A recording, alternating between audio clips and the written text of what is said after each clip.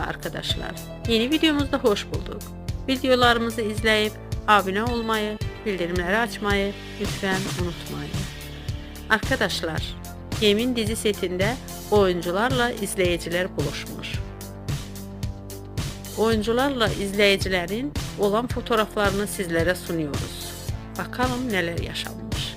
Hoşça kalın. İyi seyirler.